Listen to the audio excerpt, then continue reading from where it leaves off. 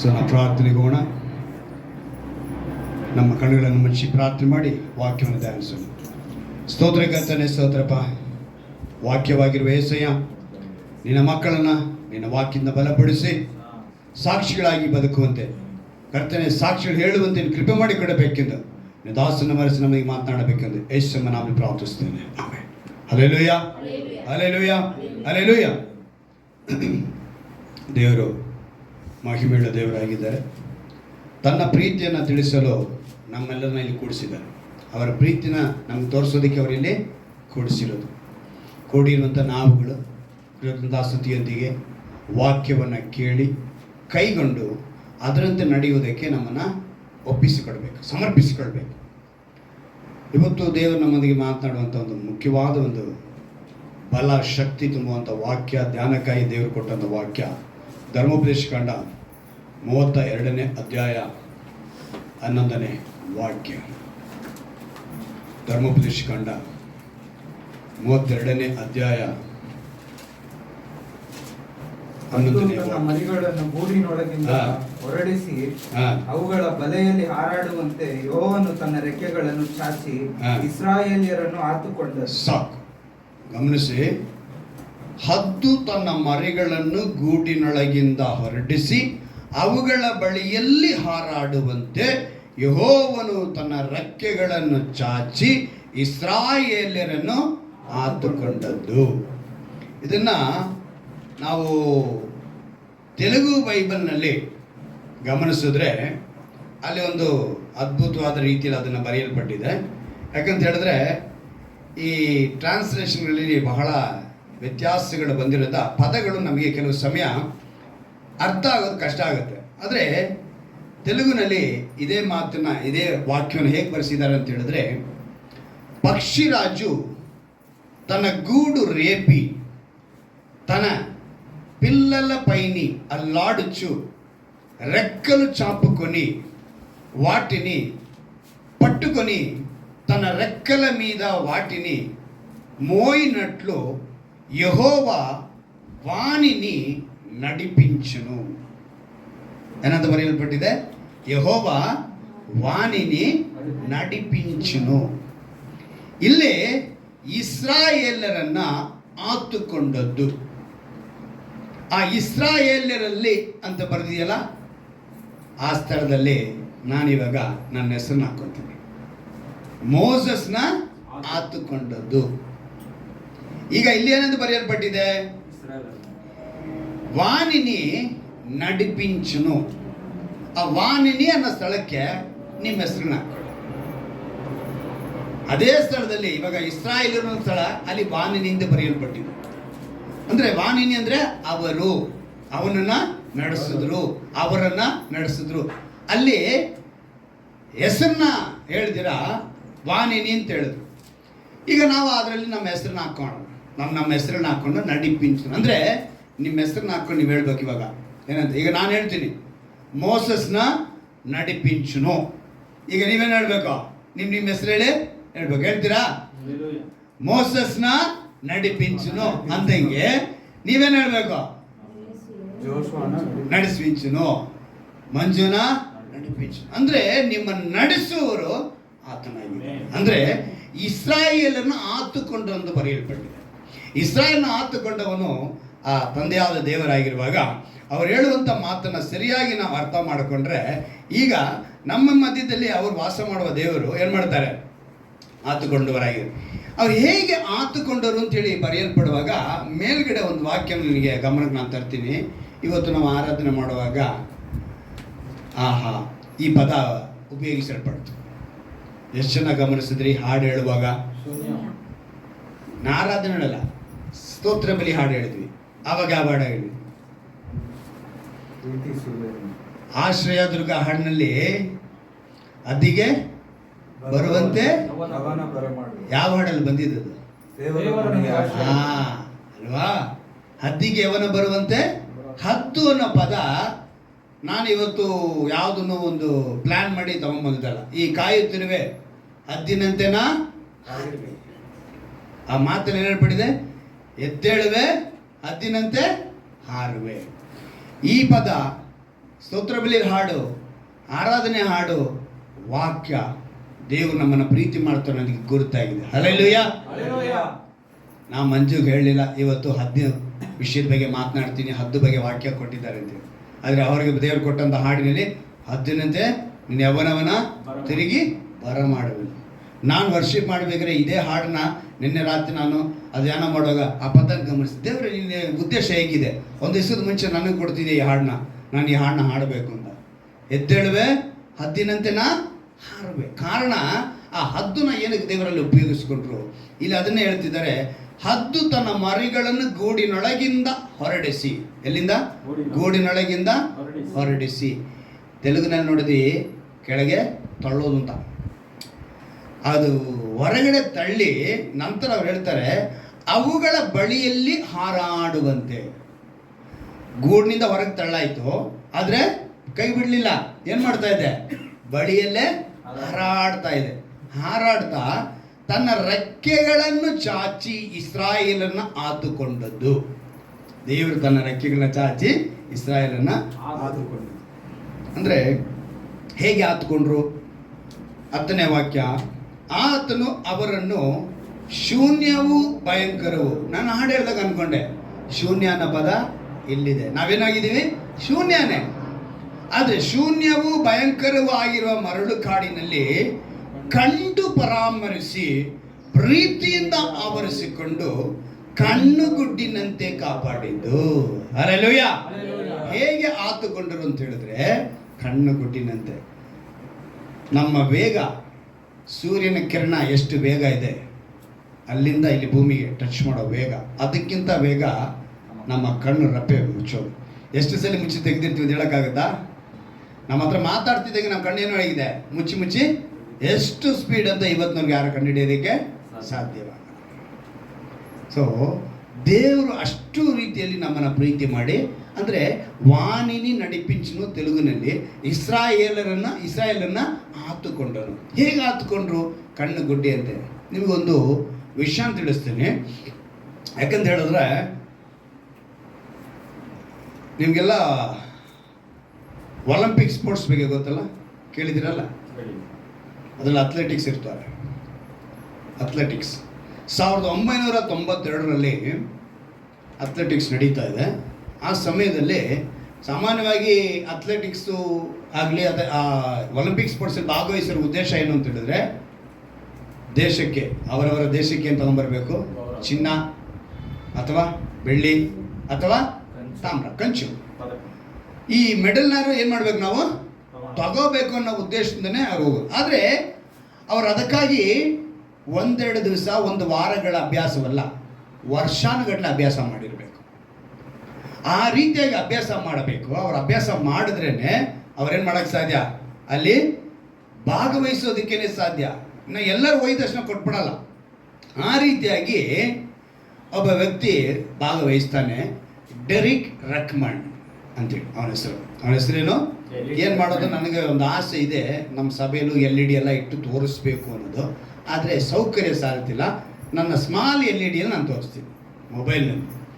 ಈ ವ್ಯಕ್ತಿ ಡೆರಿಕ್ ರಕ್ಮಂಡ್ ಅಂತೇಳಿ, ಈ ವ್ಯಕ್ತಿ ಏನು ಮಾಡ್ತಾನೆ, ಹೋಗ್ಬಿಡ್ತಾ ಇದೆ, ಕಾಣಿಸ್ತಾ ಎಲ್ಲರಿಗೂ? ಸೊ ಈ ವ್ಯಕ್ತಿ ಅಥ್ಲೆಟಿಕ್ಸಲ್ಲಿ ಭಾಗವಹಿಸಿದ್ರು. ಅವರು ಓಟದ ಸ್ಪರ್ಧೆಯಲ್ಲಿ ಇದ್ದಾರೆ. ನೇನು ತಯಾರಿ ಮಾಡಿಕೊಂಡು ಅಮೆರಿಕ ದೇಶಕ್ಕೆ ಸೇರಿದವರು ಇವರು. ಸ್ಪರ್ಧೆಯಲ್ಲಿ ಭಾಗವಹಿಸಿದ್ದಾರೆ, ಓಡ್ತಾ ಇದ್ದಾರೆ. ಅವರ ಓಟ ಆರಂಭ ಆಯಿತು. ವ್ಯಕ್ತಿ ಅಂದರೆ ಅವನ ಪ್ರಯಾಸಗಳು, ಎಷ್ಟು ವರ್ಷಗಳಿಂದ ಪ್ರಯಾಸ ಪಟ್ಟು, ಅವನ ಆಸೆ ಏನಿತ್ತು, ಅವನ ಒಂದು ಉದ್ದೇಶ ಏನಿತ್ತು, ಅವನ ಬಯಕೆ ಏನಿತ್ತು, ಎಲ್ಲ ತೋರ್ಪಡಿಸೋದಕ್ಕೆ ಅವನು ಅದರಲ್ಲಿ ಭಾಗವಹಿಸ್ತಾನೆ. ಸ್ವಲ್ಪ ದೂರ ಓಡ್ತಾ ಇದ್ದಾನೆ. ಓಡ್ತಾ ಇದ್ದಂಗೆ ಅವನ ಸೊಂಟದಿಂದ ಕೆಳಗಡೆ ತೊಡೆಯ ಭಾಗ, ಅಂದರೆ ಮೊಣಕಾಲಿನ ಭಾಗಕ್ಕೆ ಇರುವಂಥ ಸ್ಥಳದಲ್ಲಿ ಏನಾಗೋಯ್ತು, ಅವನಿಗೆ ಹಿಡ್ಕೊಂಡ್ಬಿಡ್ತು, ಮಾಂಸಖಂಡ ಹಿಡ್ಕೊಂಡ್ಬಿಡ್ತು. ಆ ಮಾಂಸಖಂಡ ಹಿಡ್ದಿದ್ದ ತಕ್ಷಣ ಕುಂಟ್ತಾ ಇದ್ದಾನೆ. ಇನ್ನೇನು ಅವನ ಎಲ್ಲ ನನ್ನ ಕನಸು ಹೋಯ್ತೆ, ನನ್ನ ದೇಶಕ್ಕೂ ಆಗಲಿ ಅಥವಾ ನನ್ನ ಕನಸು ಇಷ್ಟೊಂದು ಪ್ರಯಾಸ ಪಟ್ಟಿದ್ದೆಲ್ಲ ಹೋಯ್ತೆ, ವ್ಯರ್ಥವಾಗೋಯ್ತೆ ಅಂಥೇಳಿ ಅವನು ಯೋಚನೆ ಮಾಡುವಂಥ ಒಂದು ಸಮಯ ಬರ್ತಾ ಇರುವಾಗ ಅವನೇನು ಮಾಡಿದ ಅಂತ ಹೇಳಿದ್ರೆ, ತನ್ನ ಆ ಸಮಯಕ್ಕೆ ಕರೆಕ್ಟಾಗಿ ಅವನ ತಂದೆ ಓಡಿ ಬರ್ತಾರೆ ಆ ಜಾಗಕ್ಕೆ. ಓಡ್ ಬಂದು ಅವನ್ನ ಎತ್ಕೊತಾರೆ. ಎತ್ಕೊಳ್ಳೋವಾಗ ಅವನು ಹೇಳ್ತಾನೆ, ಅಪ್ಪ ಏನು ಯೋಚನೆ ಮಾಡಬೇಡ, ತಂದೆ ಹೇಳ್ತಾರೆ ನೆಕ್ಸ್ಟ್ ಟೈಮ್ ನಾವು ನೋಡ್ಕೊಳ್ಳೋಣ. ಏನು ಮಾಡೋಣ, ನೆಕ್ಸ್ಟ್ ಟೈಮು ನಾವು ನೋಡ್ಕೊಳ್ಳೋಣ ಅಂತ ಹೇಳೋವಾಗ ಅವನು ಹೇಳ್ತಾನೆ, ಇಲ್ಲ ಡ್ಯಾಡಿ. ಅವನು ಹೇಳ್ತಾನೆ, ಡ್ಯಾಡಿಗೆ ರೆಕಮೆಂಡ್ ಹೇಳ್ತಾನೆ, daddy I want to finish my race.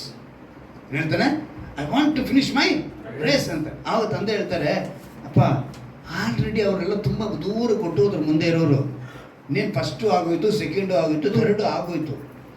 ನೀನು ನಮಗೇನು ಡ್ಯಾಡಿ, ನನಗೆ ಗೋಲ್ಡ್ ಬೇಕು, ಸಿಲ್ವರ್ ಬೇಕು, ಬ್ರಾನ್ಸ್ ಬೇಕು ಅಂತ ಅಲ್ಲ, ಅಥವಾ ಫಸ್ಟು ಸೆಕೆಂಡು ಥರ್ಡ್ ಬರಬೇಕು ಅಂತಲ್ಲ. Let's I have finish my race. ನಾನು ಈ ಪಂದ್ಯನ ಮುಗಿಸ್ಬೇಕು ಡ್ಯಾಡಿ ಅಂತಾನೆ. ತಕ್ಷಣ ತಂದೆ ಏನು ಮಾಡಿದ್ರು ಅಂತ ಹೇಳಿದ್ರೆ, ಅವನ್ನ ತನ್ನ ಭುಜದ ಮೇಲೆ ಅವನ ಕೈನ ಹಾಕಿ, ನೋಡಿ ಆ ಫೋಟೋನು ಇದೆ, ನಾನು ಯಾವುದು ಸುಮ್ಮನೆ ಸುಳ್ಳು ಕತೆ ಅಲ್ಲ, ಕಾಣಿಸ್ತಾ ಇದೆಯಾ? ಆ ತಂದೆ ಜೊತೆಗೆ ಅವನು ಕುಂಟ್ತಾ ಇದ್ದಾನೆ. ಓಡ್ ಬಂದು ಅವನ ಎತ್ತಿ ಏನು ಮಾಡಿದ್ರು, ಹೆಗಲ ಮೇಲೆ ಅವನ್ನ ಹಾಕ್ಕೊಂಡು ಆ ರೇಸ್ನ ಫಿನಿಶ್ ಮಾಡ್ತಾರೆ.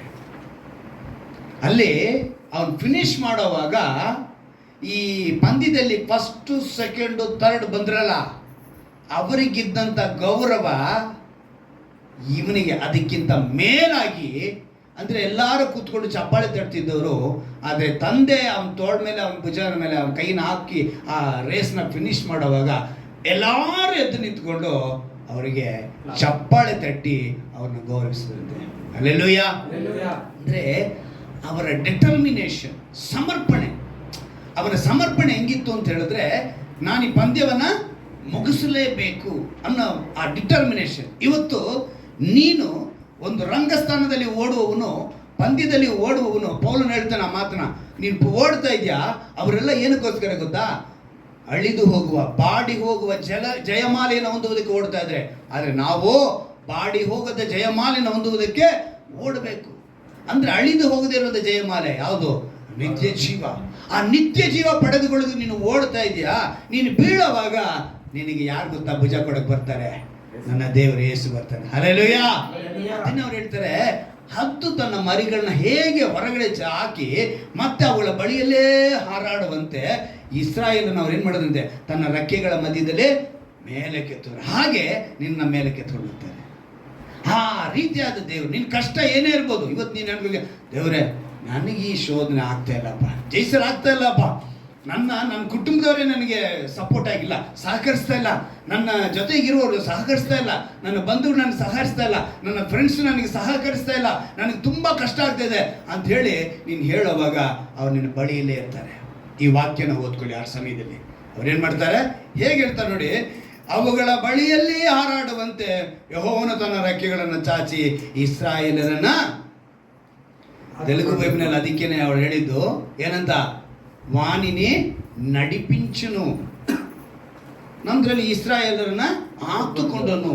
ಎಲ್ಲ ಒಂದೇ ಅರ್ಥಕ್ಕೆ ಬರುತ್ತೆ, ಅಕ್ಕಪಕ್ಕದಲ್ಲಿದ್ದಂಗೆ ಅರ್ಥಗಳು. ಆದರೆ ಟ್ರಾನ್ಸ್ಲೇಟ್ ಮಾಡುವಾಗ ಈ ಸ್ವಲ್ಪ ಡಿಫ್ರೆನ್ಸ್ ಆಗಿ ಹೋಗ್ತಾ ಇದೆ ಅಷ್ಟೇ ಹೊರತು ಎಲ್ಲವೂ ಒಂದೇ ಒಂದು ವಿಷಯನ ತಿಳಿಸುವಂಥದ್ದಾಗಿದೆ. ಇಸ್ರಾಯೇಲನ್ನು ಆತುಕೊಂಡನು, ವಾಣಿನಿ ನಡಿಪಿಂಚನು ಅನ್ನೋದು ಎರಡು ಒಂದೇ ಅರ್ಥಕ್ಕೆ ಬರುತ್ತೆ. ಆ ರೀತಿಯಾಗಿ ಇಲ್ಲಿ ನಾವು ಗಮನಿಸಬೇಕು, ಹದ್ದುನ ದೇವರು ಏನಕ್ಕೆ ಅದನ್ನು ಉಪಯೋಗಿಸ್ಕೊಡ್ರು. ಆ ಪದನ ಬೇರೆ ಎಷ್ಟೋ ಪಕ್ಷಿಗಳಿದೆ ಅಲ್ವಾ, ಎಷ್ಟೋ ಪ್ರಾಣಿಗಳಿದೆ. ನಮ್ಗೆಲ್ರಿಗೂ ಗೊತ್ತು, ಕಾಡಿನ ರಾಜ ಯಾರು ಅಂತ ಹೇಳಿದ್ರೆ ಏನು ಹೇಳ್ತೀವಿ? ಏನಂತ ಹೇಳ್ತೀವಿ? ಸಿಂಹ. ಯಾವತ್ತನ ಸಿನಿಮಾ ಬಂದು ಹೇಳ್ತಾ ನಮ್ಮ ಹತ್ರ ನಾನೇ ರಾಜನಾಗಿರ್ಬೇಕು ಅಂತೆಲ್ಲ ಹೇಳ್ತಾ, ಆದರೆ ನಾವಾಗಿ ಏನು ಮಾಡ್ತೀವಿ ಅದನ್ನು. ಹಾಗೆ ಈಗ ತೆಲುಗುನಲ್ಲಿ ನಾವು ಓದಿದ್ವಿ, ಏನಂತ ಓದಿವಿ ಆ ವಾಕ್ಯನ? ಪಕ್ಷಿ ರಾಜು. ಆದರೆ ನಮ್ಮದ್ರಲ್ಲಿ ಕನ್ನಡದಲ್ಲಿ ಬೇರೆ ಹದ್ದು ಅಂತ ಹಾಕಿದ್ದಾರೆ, ಆದರೆ ತೆಲುಗುನಲ್ಲಿ ಅಂತ ಹಾಕಿದ್ದಾರೆ ಪಕ್ಷಿ ರಾಜು. ಅಂದರೆ ಪಕ್ಷಿಗಳಲ್ಲಿ ಯಾರಾಗಿದ್ದಾರೆ? ಅದು ಹದ್ದು ರಾಜನಾಗಿದೆ. ಈಗ ನಿಮ್ಮ ವಿಷಯ ತಿಳಿಸ್ತೀನಿ ತಿಳ್ಕೊಳ್ಳಿ. ನಾಯಿ ಒಬ್ಬ ಮನುಷ್ಯನನ್ನು ಎಷ್ಟು ದೂರದಲ್ಲಿ ಒಬ್ಬ ಮನುಷ್ಯ ನಿಂತಿದ್ದಾನೆ ಅಂತ ಅದು ಗುರ್ತು ಹಿಡಿತೆ ಅಂತೇಳಿ, ವಾಸನೆ ಹಿಡಿದು ಬರೋದು ಬೇರೆ ವಿಷಯ. ಆದರೆ ವಾಸನೆ ಹಿಡಿದಿಲ್ಲ, ತನ್ನ ಕಣ್ಣು ದೃಷ್ಟಿಯಿಂದ ಒಬ್ಬ ಮನುಷ್ಯನನ್ನು ಅದು ಕಂಡು ಹಿಡಿಯೋದಕ್ಕೆ 400 ಮೀಟರ್ ಇದ್ದರೆ ನೋಡುತ್ತೆ. 400 ಮೀಟರ್ ಮೇಲೆ ಇದ್ದರೆ ವಾಸನೆಯಲ್ಲಿ ತಿಳ್ಕೊಳ್ಳುತ್ತೆ ಹೊರತು ಒಬ್ಬ ಮನುಷ್ಯ ಇದ್ದಾನೆ ಅಂತ ಅದು ಕಂಡುಕೊಳ್ಳೋದಕ್ಕೆ ಸಾಧ್ಯ ಇಲ್ಲ ಅಂತ. ಎಷ್ಟು? 400 ಮೀಟರ್ಗೆ ಒಬ್ಬ ನಾಯಿಗೆ ಮನುಷ್ಯ ಕಾಣಿಸ್ತಾನೆ. ಹಾಗೆ ಉಷ್ಟ್ರ ಪಕ್ಷಿ ಅಂತಾರೆ, ಬೆಂಕಿ ಕೋಳಿ. ಇದಕ್ಕೆ 1400 ಮೀಟರ್. ಎಷ್ಟು ಮೀಟ್ರು? 1400 ಮೀಟರ್ ಒಬ್ಬ ಮನುಷ್ಯ ನಿಂತಿದ್ರೆ ಕಾಣಿಸ್ತಿದ್ದಂತೆ. ಯಾವುದಕ್ಕೆ? ಉಷ್ಟ್ರ ಪಕ್ಷಿಗೆ. ಜಿರಾಫೆಗೆ 2000 ಮೀಟರ್ ಅಂತೆ. ಎಷ್ಟು? ಯಾಕೆ ಹೇಳಿ? ಅದಕ್ಕೆ ಕತ್ತು ಎಷ್ಟು ದೊಡ್ಡದಾಗಿದೆ ಜಿರಾಫೆಗೆ, ಅಲ್ವಾ? ಸೊ ಅದರ ದೃಷ್ಟಿ ತನ್ನ ಕತ್ತು ಎಷ್ಟು ಉದ್ದವಾಗಿದೆಯೋ ಹಾಗೇನೆ ಉಷ್ಟ್ರ ಪಕ್ಷಿ ಕೂಡ ಕತ್ತು ಎಷ್ಟು ಹೆಂಗಿರುತ್ತೆ? ಉದ್ದವಾಗಿಯೇ ಇರುತ್ತೆ. ಸೊ ಅದೇನಾಗಿದೆ, ಎತ್ತರಕ್ಕೆ ಹೋದಂತೆಲ್ಲ ತನ್ನ ಕಣ್ಗಳು ಅವಿಗೆ ಚೆನ್ನಾಗಿ ಕಾಣಿಸ್ತೀನಿ ಅನ್ನೋದನ್ನ ಗಮನಿಸಬೇಕು. ಅಂದರೆ ಎತ್ತರಕ್ಕೆ ಹೋದಂತೆಲ್ಲ ನಿನಗೆ ಆಶೀರ್ವಾದಗಳು ಹೆಚ್ಚಿಗೆ ಇರ್ತವೆ. ನಂತರ ನಾವು ಕುದುರೆಯನ್ನು ನೋಡಿದ್ವಿ ಅಂತ ಇಟ್ಕೊಳ್ಳಿ, ಬರೀ 500 ಮೀಟ್ರೆ. ಎಷ್ಟು? ಕುದುರೆಗೆ 500 ಮೀಟ್ರ್. ಈಗ ಅದೇ ನಾವು ಗಿಡುಗ, ಇದರಲ್ಲಿ ಬೇರೆ ಬೇರೆ ಇದೆ, ಹದ್ದು, ಗಿಡುಗ, ರಣಹದ್ದು. ಪ್ಲೇನ್ನ ಕಂಡಿಡ್ದಿದ್ದು ಯಾವುದು ನೋಡಿ? ಹದ್ದಲ್ಲ, ರಣಹದ್ದು. ರಣಹದ್ದು ಹೆಂಗ ಹೋಗುತ್ತೆ ಗೊತ್ತಾ? ನೋಡಿದ್ರೆ ಯಾವತ್ತನ ಫಸ್ಟ್ ದಡ ದಡ ದಡ ಅಂತ ಓಡ್ಬೇಕು ರಣಹದ್ದು. ಹಿಂಗ್ ಓಡೋಗಿ ಆಮೇಲೆ ಏನ್ ಮಾಡುತ್ತೆ? Take off. ಆಮೇಲೆನೆ ಟೇಕ್ ಆಫ್. ರಣಹದ್ದು ಶರೀರ ದಪ್ಪ, ರೆಕ್ಕೆ ದಪ್ಪ, ಎಲ್ಲ ದಪ್ಪ, ಕಾಲುಗಳು ದಪ್ಪ, ಅದಕ್ಕೆ ರಣಹದ್ದು ಅಂತ ಹೇಳೋದು. ಅದು ರನ್ ಮಾಡಿ ಆಮೇಲೆ ಟೇಕ್ ಅಪ್ ಆಗುತ್ತೆ. ಹಾಗೆ ಅದನ್ನ ನೋಡಿನೇ ಪ್ಲೇನ್ಗಳು ಕೂಡ ಏನಾಗಾಯ್ತು, ಹಿಂಗೇ ರನ್ನಿಂಗ್ ಆಗಿ ಆಮೇಲೆ ಟೇಕ್ ಆಫ್ ಆಗಬೇಕು. ಇದು ವಿಷಯ. ಹಾಗೆ ಈ ರಣಹದ್ದು ಬೇರೆ, ಗಿಡಗ ಬೇರೆ, ಇವೆಲ್ಲವೂ ಕೂಡ ಒಂದು ಮಿತಿಯಲ್ಲಿ ಮಾತ್ರ ಹಾರ್ತವೆ. ಆದರೆ ಹದ್ದು ಇದೆಯಲ್ಲ, ಗುಡುಗು, ಸಿಡಿಲು, ಮಿಂಚು ಅವೆಲ್ಲ ಬಂದು ಮೋಡ ಕವಿಕೊಂಡಿದ್ರೆ ಅವುಗಳನ್ನ ದಾಟಿ ಮೇಲೆ ಹೋಗಿ ನಿಂತಿರುತ್ತೆ. ಅವುಗಳು ದಾಟಿ ಅದು ಮೇಲೆ ಹಾರ್ತವಂತೆ. ಅದರ ಅರ್ಥ ಏನು ಅಂತ ಹೇಳಿದ್ರೆ, ಗುಡುಗು ಬಂದರೆ ನನಗೇನು, ಮಿಂಚು ಬಂದರೆ ನನಗೇನು, ಸಿಡಿಲು ಬಂದರೆ ನನಗೇನು, ಮೋಡ ಬಂದರೂ ನನಗೆ ಇಲ್ಲ, ಮಳೆ ಬಂದರೂ ನನಗೆ ಚಿಂತೆ ಇಲ್ಲ, ನಾನು ಅದನ್ನು ದಾಟ್ತೀನಿ. ಕ್ರೈಸ್ತರ ಬದುಕು ಹಾಗಿರ್ಬೇಕು. ಹಲ್ಲೆಲೂಯಾ. ಎಂಥ ಸಂಕಟ, ಎಂಥ ಸಮಸ್ಯೆ, ಎಂಥ ಹೋರಾಟ, ಎಂಥ ಶೋಧನೆ ಬಂದರೂ ಅಲ್ಲಿಗೆ ಹೋಗ್ಬೇಕು. ಕಾರಣ ನನ್ನ ದೇವರು ನಿನ್ನ ದೇವರು, ನಾನು ಆರಾಧಿಸುವ ದೇವರು, ನಾನು ಪ್ರಕಟಿಸುವ ದೇವರು ಹೇಳುವಂಥ ಮಾತು ಹದ್ದುಗಳ ಬಳಿಯಲ್ಲಿ ಹಾರಾಡುವಂತೆ ಇದ್ದು ಇಸ್ರಾಯೇಲನ್ನು ಅವ್ರೇನು ಮಾಡಿದ್ರು? ಆತುಕೊಂಡರು. ಈ ಹದ್ದಿಗೆ ಮಾತ್ರ ನೋಡಿ, ಸಿಂಹ ಕೂಡ ಎಷ್ಟು ಗೊತ್ತಾ ದೂರ? 400 ಮೀಟ್ರೆ ಮನುಷ್ಯ ನಿಂತಿದ್ರೆ ಕಾಣಿಸೋದು. ಎಷ್ಟು? ಸಿಂಹಕ್ಕೂ 400. ಸರಿ, ಎಲ್ಲರೂ ಹಾವು ನೋಡಿದ ತಕ್ಷಣ ತುಂಬ ಯೋಚನೆ ಮಾಡ್ತಾರೆ. ಕೋಬ್ರಾ ಅಂದರೆ ಯಾವುದು ಅಲ್ವಾ? 5 ಮೀಟ್ರ್. ಎಷ್ಟು ಮೀಟ್ರು? 5 ಮೀಟ್ರಲ್ಲಿ ಮನುಷ್ಯ ಇದ್ರೆ ಅದು ಕಣ್ಣು ಕಾಣಿಸ್ತಿದೆ, ಇಲ್ಲ ನಾವು ಕಣ್ಣು ಕಾಣಿಸಲ್ಲ. ಆದರೆ ನಾವು ಅದು ಅಲ್ಲ ಇದ್ದಂಗೆ ಎಷ್ಟೋ ದೂರ ನಾವು ಓಡಿರ್ತೀವಿ, ಅದಕ್ಕೆ ಪಾಪ ಕಣ್ಣು ಕಾಣಿಸಲ್ಲ. ನೀನು ಒಂದು ಕಿಲೋಮೀಟರ್ ದೂರದಲ್ಲಿದ್ದರೆ ಅದು ಕಣ್ಣೇ ಕಾಣಿಸಲ್ಲ. 500 ಮೀಟ್ರ್ ಕಾಣಿಸುತ್ತೆ ಅಷ್ಟೇ ಅದಕ್ಕೆ. ಅದರ ದೃಷ್ಟಿ ಅಷ್ಟೇನೆ. ಆದರೆ ನಮ್ಮ ಹದ್ದು ಪಕ್ಷಿ ರಾಜ ಇದ್ದಾರಲ್ಲ, 3200 ಮೀಟರ್ ದೂರದಷ್ಟು ಮನುಷ್ಯ ಕಣ್ಣು ಕಾಣಿಸ್ತಾನೆ. ಎಷ್ಟು? 3200 ಮೀಟರ್ ಅಷ್ಟು ದೂರದಲ್ಲಿದ್ದರೂ ಕೂಡ ಮನುಷ್ಯ ಹದ್ದಿಗೆ ಕಾಣಿಸ್ತಾನೆ. ದೇವರು ಹದ್ದನ್ನು ಏನಕ್ಕೆ ಉಪಯೋಗಿಸಿದ್ರು? ಹದ್ದುಗಳಲ್ಲಿ ಇನ್ನೂ ಬಹಳ ಗುಣಗಳಿದೆ. ಅದು ತನ್ನ ಕುಕ್ಕೆನ ಇದು ಮಾಡಿಕೊಂಡು ರೆಕ್ಕೆ ಪುಕ್ಕೆನೆಲ್ಲ ಕಿತ್ತಾಕಿ ಮತ್ತೆ ತನ್ನ ಯೌವನವನ್ನು 40 ವರ್ಷ ಕೂಡಿಸ್ಕೊಳ್ಳುತ್ತೆ. ಹದ್ದು ಬಹಳ ಒಂದು ಕ್ವಾಲಿಟಿ, ಒಂದು ಗುಣ ಬಹಳ ಚೆನ್ನಾಗಿದೆ. ಅದಕ್ಕೇನೆ ದೇವರು ಆ ಪಕ್ಷಿನ ಉಪಯೋಗಿಸ್ಕೊಂಡಿದ್ದು ಸತ್ಯವೇದ. ಹದ್ದಿಗೆ ಅಲ್ಲಿಗೆ ಕೆಲವೊಮ್ಮೆ ನಮ್ಮ ಕಂಫರ್ಟ್ ಝೋನ್ ಇದೆಯಲ್ಲ, ಅದು ಸ್ವಲ್ಪ ಹಂಗೆ ಕದಲುತ್ತೆ. ಇವಾಗ ಅನ್ಕೊಂಡಿದ್ದೀನಿ ನಾನು ಕಂಫರ್ಟ್ ಆಗಿದ್ದೀನಿ, ತುಂಬ ಚೆನ್ನಾಗಿದ್ದೀನಿ, ಅಲ್ಲೇ ಬರುತ್ತೆ ಏಟು. ಆ ಕಂಫರ್ಟ್ ಝೋನಲ್ಲಿ ನಾವಿರೋ ಇದರಿಂದ ಒಂದು ಕಷ್ಟ ಸಂಕಟ ಬಂದಿದ್ದ ತಕ್ಷಣ ಸ್ವಲ್ಪ ಇಮಿಡಿಯೇಟು ಈ ಬದುಕೆ ಬೇಡಪ್ಪ, ಏನು ದೇವರು ಅಂತ, ಏನು ಆರಾಧನೆ, ಏನು ಚರ್ಚು, ನಮ್ಗೆ ಏನು ಬೇಕಾಗಿಲ್ಲ, ಎಲ್ಲವೂ ಏನು ಬಿಟ್ಟುಬಿಟ್ಟು ಏನು ಮಾಡ್ಬಿಡೋಣ, ಸುಮ್ಮನೆ ಎಲ್ಲೋ ಹೋಗ್ಬಿಡೋಣ ಅನ್ನೋ ಮಡಿಗೆ ಕೆಲವರು ಆತ್ಮಹತ್ಯೆ ಮಾಡ್ಕೊಳ್ಳೋಕೆ ಪ್ರಯತ್ನ ಮಾಡ್ತಾರೆ. ಏನು ಬದುಕು ಅಂತೇಳಿ. ಆದರೆ ದೇವರು ಹೇಳ್ತಾರೆ, ನನ್ನ ಉದ್ದೇಶ ಏನು ಗೊತ್ತಾ? ನಿಮ್ಮ ಬಳಿಯಲ್ಲೇ ಹಾರಾಡ್ತಾ ಇರ್ತೀನಿ, ನಿನ್ನ ನಾನು ರೆಕ್ಕೆಗಳ ಮೇಲೆ ಚಾಚಿಕೊಳ್ತೀನಿ, ಕಾಪಾಡ್ತೀನಿ. ಅಂದರೆ ಆತುಕೊಳ್ಳುವ ದೇವರಾಗಿದೆ, ನಮ್ಮನ್ನು ನಡೆಸುವ ದೇವರಾಗಿದ್ದಾರೆ. ಬಾಲೆಪುರದಲ್ಲಿ ನಾವು ಸಭೆ ಆರಂಭಿಸಿದ ತಕ್ಷಣ ನನ್ನ ಉದ್ದೇಶ ಏನಾಯಿತು? ಓಕೆ ಓಕೆ ಓಕೆ ಒಳ್ಳೆ ಮನೆ, ಒಳ್ಳೆ ಬಿಲ್ಡಿಂಗ್ ಸಿಕ್ಕಿಬಿಡ್ತು, ಚೆನ್ನಾಗಿ ನಾವಿಲ್ಲಿ ಪ್ರೇಯರ್ ಕಟ್ಬಿಡ್ಬೋದು. ಸೂಲಿಬೆಲೆ ದರ್ಶನ ಇಲ್ಲಿ ಸ್ಥಳ ಸಿಗಲಿಲ್ಲ, ಅಲ್ಲಿ ಮಾಡಿದ್ದೀನಿ. ಆದರೆ ನಾನೇನು ಅನ್ಕೊಂಡೆ, ಇಲ್ಲಿ ನನಗೆ ಸ್ಟ್ಯಾಂಡರ್ಡ್ ಆಗ್ಬಿಡ್ತೀನಿ. ಆದರೆ ಒಂದೆರಡು ವರ್ಷದಲ್ಲೇ ನಾವು ಬಾಡಿಗೆ ಕಟ್ಟೋದು ಕೂಡ ಕಷ್ಟ ಆಗಿ ನಾವೇನಾದ್ವಿ ಅಲ್ಲಿಂದ ಹೊರಗೆ. ದೇವರ ಉದ್ದೇಶ ಬೇರೆ ಇರುತ್ತೆ. ಆ ಕಂಫರ್ಟ್ ಝೋನು ಅಂತ ಅನ್ಕೊಂತೀವಲ್ಲ, ಅಲ್ಲಿಂದ ತಗೊಂಡ್ಬರ್ತಾರೆ. ಅಲ್ಲಿಂದ ಹೊರಗೆ ತಗೊಂಡ್ಬಂದು ಈ ಸೂಲಿಬೇಲೆ ಗ್ರಾಮದಲ್ಲಿ ಇವತ್ತು ನಾವು ಪ್ರಾರ್ಥನೆ ನಡೆಸೋದಕ್ಕೆ ಇಷ್ಟು ದಿವಸ ಶೆಡ್ ಹಾಕೊಂಡಿದ್ದೀವಿ. ಇವತ್ತು ಒಂದು ಒಳ್ಳೆ ಮನೆ ಒಳಗಡೆ ಇದೆ ಅಲ್ವಾ. ಇಲ್ಲಿಂದ ಬೇರೆ ಎಲ್ಲಿ ತಗೊಂಡೋಗ್ತಾರೆ, ಒಟ್ಟಿನ ಸೂಲಿಬೇಲೆಯಲ್ಲಿ ಇರಿಸ್ತಾರೆ, ನಮ್ಮನ್ನು ಎಲ್ಲೋಗ್ತಾರೆ, ಪಕ್ಕದಲ್ಲೇ ತಗೊಂಡೋಗ್ತಾರೆ. ಅವರ ಉದ್ದೇಶ ನೆರವೇರೋದು ನಮ್ಮ ಕಂಫರ್ಟ್ ಝೋನ್ ಅಂತ ನಾವು ಅಂದ್ಕೊಳ್ಳೋಂಗಿಲ್ಲ. ಆ ಉದ್ದೇಶವೇ ಬೇರೆ. ನಿಮ್ಗೆ ಚೆನ್ನಾಗಿ ಗೊತ್ತು, ಯೋಸೇಫನ ಬದುಕಿನಲ್ಲಿ ಬಹಳ ಒಂದು ವಿಷಯಗಳು ನಾವೆಲ್ಲರೂ ಯೋಚನೆ ಮಾಡ್ತಾ ಇರ್ತೀವಿ. ಯೋಸೇಫನ ಬಗ್ಗೆ ಗೊತ್ತಲ್ವಾ, ಅವನು ಹೇಗೆ ಯಾವದ ಉನ್ನತ ಸ್ಥಾನಕ್ಕೆ. ಯೋಸೇಫನ ಬದುಕಿನಲ್ಲಿ ನಡೆದದ್ದು, ಅವನ ತಂದೆ ಮನೇಲಿ ಇರೋವರೆಗೂ ಸುಖನೇ ಅನುಭವಿಸಿದ್ರು. ಅವನು ತಂದೆಗೆ ಇಷ್ಟವಾದ ಮಗ. ಏನಕ್ಕೆ ಇಷ್ಟವಾದ ಮಗ ಅವನು? ಲಾಸ್ಟ್ ಮಗ. ಅದಕ್ಕಿಂತ ಮುಂಚೆ ಇನ್ನೂ ಒಂದು ಹೇಳ್ಬೇಕು. ಅದಕ್ಕಿಂತ ಮುಂಚೆ ಅವನಿಗೆ ಇಷ್ಟ ಆಗೋದಕ್ಕೆ ಕಾರಣ ಇನ್ನೊಂದಿದೆ. ಅವನು ಯಾರು ಹುಟ್ಟಿದ್ ಗೊತ್ತಾ? ಕನ್ನಡದಲ್ಲಿ ಏನ್ ಹೇಳ್ತಾರೆ? ರಾಹೇಲಳು. ಇವನು ಸೋದರ ಮಾವನೇ ಯಾಕೋಬನಿಗೆ. ಯಾರು? ಲಾಬಾನು. ಆದ್ರೆ ಇವನೇನು ಹೇಳ್ತಾನೆ, ಇವಳನ್ನ ನೋಡಿ ಇಷ್ಟಪಡ್ತಾನೆ, ರಾಹೇಲ್ನ ನೋಡಿ ಇಷ್ಟಪಡ್ತಾನೆ. ಇಷ್ಟಪಟ್ಟು ಹೇಳ್ತಾನೆ, ನಾನು ನಿನ್ನ ಮಗಳನ್ನ ಕಟ್ಕೊಳ್ತೀನಿ ಅಂತ ಹೇಳ್ತಾನೆ ಸೋದರ ಮಾವನಿಗೆ. ಇವನು ಹೇಳ್ತಾನೆ, ಆಯ್ತಪ್ಪ, ನಾನು ಯಾರಿಗೋ ಕೊಡೋ ಬದಲು ನಿನಗೆ ಕೊಡ್ತೀನಿ ಅಂತ ಹೇಳ್ತಾನೆ. ಡೈಲಾಗು ಹೇಳ್ದ. ಅದೇ ರೀತಿ ಸರಿ, ಇದಕ್ಕೋಸ್ಕರ ಏನು ಮಾಡಬೇಕು ಅಂತ ಅಂದ್ಕೊಂಡಿರೋವಾಗ ಏನಿಲ್ಲ, ಒಂದು 7 ವರ್ಷ ಕಷ್ಟಪಡಬೇಕು. ಹೋಗಿ ಕುರಿ ಮೈದ. 7 ವರ್ಷ ಆದಮೇಲೆ ಮದುವೆನೂ ಮಾಡಿಸ್ದ. ಏನು ಮಾಡ್ದ? ಅವ್ರ ಅಕ್ಕ ಲೇಯರ್ನ ಮದುವೆ ಮಾಡಿಸ್ಬಿಟ್ಟ. ಏನಂತ ಹೇಳ್ತಾನೆ, ಅಕ್ಕ ಇರೋವಾಗ ತಂಗಿಗೆ ಮಾಡಬಾರ್ದು, ಇದು ನಮ್ಮ ಪದ್ಧತಿ ಅಲ್ವಾ, ನಿನಗೆ ಗೊತ್ತಿಲ್ವಾ ಅಂತೇಳಿ ಮಾಡಿಸ್ತಾನೆ. ಆಗ ಇವನೇನು ಮಾಡ್ತಾನೆ, ನಾನು ಅವಳು ತಾನೇ ಪ್ರೀತಿ ಮಾಡಿದ್ರು, ಈಗಲೂ ಏನು ಚಿಂತೆ ಇಲ್ಲ, ಅವಳು ನಿನಗೆ ಕೊಡ್ತೀನಿ, ಇನ್ನೊಂದು 7 ವರ್ಷ ಮಾಡು. ಸೊ ಪ್ರೀತಿಗಾಗಿ ಅವನೇನು ಮಾಡ್ದ? 14 ವರ್ಷ. ಹಾಗಂತ ನೀವೆಲ್ಲ ಹೋಗಿ ಇವತ್ತು ಯಾರೋ ಲವ್ ಮಾಡೋದಕ್ಕೆ ಪ್ರೀತಿ ಮಾಡೋದಕ್ಕೆ ಅಂತ ಹೋಗ್ರಿ ಅಂತ ಹೇಳ್ತಿಲ್ಲ. ಅದು ಸತ್ಯವೇದ. ಅಲ್ಲಿ ನಮಗೊಂದು ವಿಷಯನ ತಿಳಿಸ್ತಾ ಇದ್ರೆ, ಅವನ ಪ್ರೀತಿಗಾಗಿ ಅವನೇನು ಮಾಡ್ದ? ಹಂಗೋದ.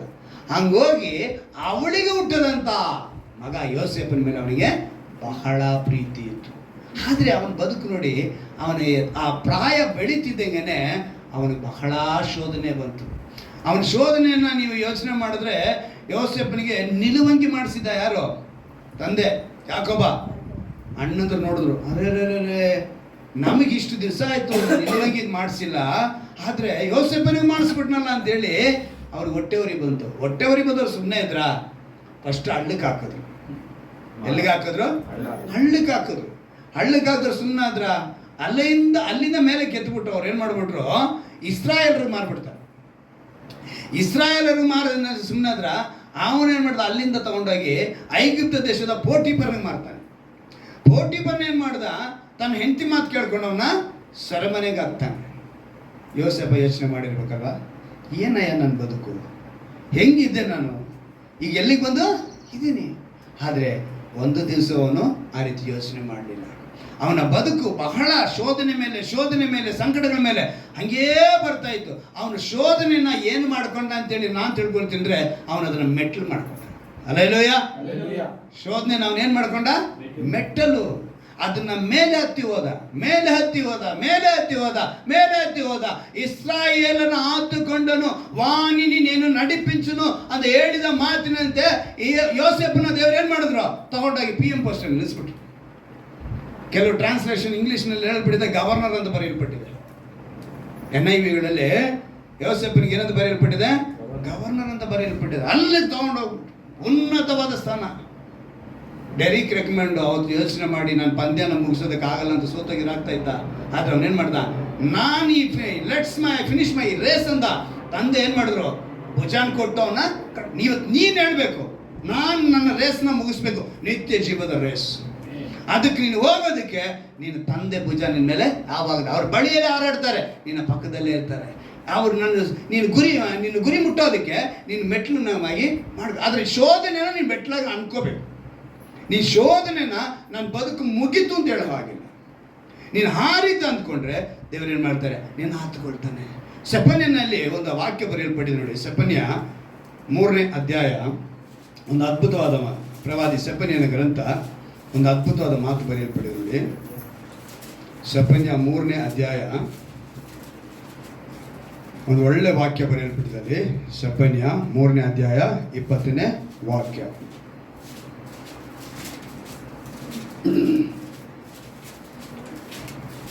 ಸೆಫನ್ಯ 3ನೇ ಅಧ್ಯಾಯ 20ನೇ ವಾಕ್ಯವನ್ನು ನಾವು ಗಮನಿಸುವಾಗ, ಆ ಕಾಲದಲ್ಲಿ ನಿಮ್ಮನ್ನು ಕರೆತರುವೆನು, ಹೌದು ಆ ಕಾಲದಲ್ಲಿ ನಿಮ್ಮನ್ನು ಒಟ್ಟುಗೂಡಿಸುವೆನು, ನಾನು ನಿಮ್ಮ ದುರಾವಸ್ಥೆಯನ್ನು ನಿಮ್ಮ ಕಣ್ಣೆದುರಿಗೆ ತಪ್ಪಿಸುವಾಗ ನಿಮ್ಮನ್ನು ಸಕಲ ಅಂದರೆ ಲೋಕದ ಸಕಲ ಜನಾಂಗಗಳಲ್ಲಿ ಕೀರ್ತಿ ಸ್ತೋತ್ರಗಳಿಗೆ ಗುರಿ ಮಾಡುವೆನು, ಇದು ಯೆಹೋವನ ನುಡಿ. ಅವ್ರು ಹೆಂಗೆ ಆತುಕೊಳ್ತಾರೆ ಅಂತ ಹೇಳಿದ್ರೆ, ಅವ್ರು ಹೇಳ್ತಿದ್ದಾರೆ ಒಟ್ಟುಗೂಡಿಸ್ತಾರೆ. ಮೊದಲನೇದಾಗಿ ಚದರಿ ಹೋಗಿರುವಂಥ ನಿನ್ನ ಬದುಕನ್ನು, ಮುರಿದು ಹೋಗಿರುವಂಥ ನಿನ್ನ ಬದುಕನ್ನು ಮೊದಲನೇದಾಗಿ ಕೂಡಿಸ್ತಾರೆ. ಅದನ್ನು ಕೂಡಿಸಿ ಅವ್ರು ಹೇಳ್ತಾರೆ, ನೆಕ್ಸ್ಟು ನಿನ್ನ ಕಣ್ಣೆದುರಿಗೇನೆ ನಿನ್ನ ದುರಾವಸ್ಥೆಯನ್ನು ತಪ್ಪಿಸಿ ಲೋಕದ ಸಕಲ ಜನಾಂಗಗಳಲ್ಲಿ. ನನಗೆ ಇಲ್ಲೊಂದು ಪದ ಬರೆಯಲ್ಪಟ್ಟಿದೆ, ಆ ಹೆಸರು ಬಹಳ ಇಷ್ಟ. ಆದರೆ ನನ್ನ ಮಕ್ಕಳಿಗೆ ಅದನ್ನು ಹೇಳೋಕ್ಕಾಗಲಿಲ್ಲ, ನನ್ನ ಮಗಳಿಗೆ ಕೂಡ ಅದನ್ನ ಇಡೋಕ್ಕಾಗಲಿಲ್ಲ. ನಮ್ಮ ತಂದೆನೇ ನಮ್ಮ ಮಕ್ಕಳಿಗೆಲ್ಲ ಹೆಸರಿಟ್ಟಿರೋದು, ಅದರಿಂದ ಹಂಗೆ ಹೋಯ್ತು. ಇದರಲ್ಲಿ ಒಂದು ಹೆಸರಿದೆ, ಕೀರ್ತಿ ಅಂತ. ಒಳ್ಳೆ ಹೆಸರು. ಏನದು? ಕೀರ್ತಿ. ಕೀರ್ತಿ ಅಂದರೆ ಅರ್ಥನೇ ಬೇರೆ, ಆ ಅರ್ಥ ಅಷ್ಟೊಂದು. ಅದನ್ನ ದೇವರು ಹೇಳ್ತಾರೆ ಕೀರ್ತಿ ಸ್ತೋತ್ರ. ಎಂಥ ಒಂದು ಪದ ಗೊತ್ತಾ ಇದು? ಕೀರ್ತಿ ಸ್ತೋತ್ರಗಳಿಗೆ ಗುರಿ ಮಾಡುವೆನು, ಅಷ್ಟೊಂದು ಆಶೀರ್ವಾದವಾಗಿ ನಿಮ್ಮನ್ನು ಇಡ್ತೀನಿ ಅಂತ ಹೇಳ್ತಾರೆ. ನಾವು ತಿಳ್ಕೋಬೇಕು ದೇವರ ಮನೆ ಯಾವ ರೀತಿ. ಆಫ್ರಿಕಾ ದೇಶದ ಸೇರಿದಂಥ ವ್ಯಕ್ತಿ ಕಬು, ಆತನ ತಂದೆ ದೊಡ್ಡ ಸಾಲಗಾರ. ಆ ಕಾಲದಲ್ಲಿ ಸಾಲ ತೆಗೆದುಕೊಳ್ಳೋರು ಮನೆಯಲ್ಲಿ ನಾವು ವಸ್ತುಗಳನ್ನ ಹೇಗೆ ಅಡ ಇಡ್ತಿದ್ವೋ ಹಾಗೆ ಮಕ್ಕಳನ್ನ ಅಡ ಇಡ್ತಿದ್ವಿ. ಒಂದು ಕಾಲ ಜೀತದಾಳಾಗಿ, ನೋಡ್ರಿ ನಾನು ತಗೊಂಡಿರೋ ಸಾಲಕ್ಕೆ ನನ್ನ ಮಗ ನಿಮ್ಮ ಜೀತದಾಳ ಅಂತೇಳಿ ಕೊಟ್ಟಿರ್ತಾರೆ. ಆ ರೀತಿಯಾಗಿ ಒಯ್ಯಲ್ಪಟ್ಟವನೇ ಆಫ್ರಿಕಾ ದೇಶಕ್ಕೆ ಸೇರಿದಂಥ ಈ ಕಬು. ಹೋದ, ಜೀತದಾಳಿಗೆ ಹೋದ, ಕೆಲಸ ವಿಪರೀತ. ಒಂದೊತ್ತು ಊಟ, ಎಷ್ಟು? ಒಂದೊತ್ತು ಊಟ, ಕೆಲಸ ವಿಪರೀತ. ಪಾಪ ದುಡಿದು ದುಡಿದು ದುಡಿದು ಇವನು ಕೊನೆಗೆ ಕಾಯಿಲೆ ಬಿದ್ದೋದ. ಕಾಯಿಲೆ ಬಿದ್ದೋಗಿ ಇವನ ಕೈಲಿ ಕೆಲಸ ಮಾಡೋಕ್ಕೆ ಆಗದೇ ಅಂತ ಪರಿಸ್ಥಿತಿಯಲ್ಲಿ, ಆ ಥರ ಸಮಯದಲ್ಲಿ ಏನು ಮಾಡ್ತಾರೆ ಅಂದರೆ, ಆ ಆಫ್ರಿಕಾ ದೇಶದಲ್ಲಿ ಒಂದು ಮರಕ್ಕೆ ಕಟ್ಟಾಕ್ಬಿಟ್ಟು ಬೆಂಕಿ ಇಟ್ಬಿಡೋದು. ಅದೇ ಅವರಿಗೆ ಮರಣದಂಡನೆ. ಆ ರೀತಿಯಾದ ಒಂದು ಕಾಲ. ಆ ರೀತಿಯಾಗಿ ಅವನ್ನ ಕಟ್ಟು ಹಾಕಾಯಿತು. ಆಗ ಇವನು ಕಬು ದೇವ್ರಿಗೆ ಮೊರೆ ಇಡ್ತಾನೆ, ದೇವರೇ ಸಾಲ ತಗೊಂಡಿದ್ದು ನಮ್ಮಪ್ಪ, ಸಾಲ ಕೊಟ್ಟಿದ್ದು ಈ ವ್ಯಕ್ತಿ, ಮಧ್ಯದಲ್ಲಿ ನಾನು ಯಾಕಪ್ಪ ಈ ಕಷ್ಟ ಅನುಭವಿಸ್ತಾ ಇದ್ದೀನಿ? ನನ್ನ ಕಷ್ಟಕ್ಕೆ ಒಂದು ಬಿಡುಗಡೆ ಅಲ್ವಾ?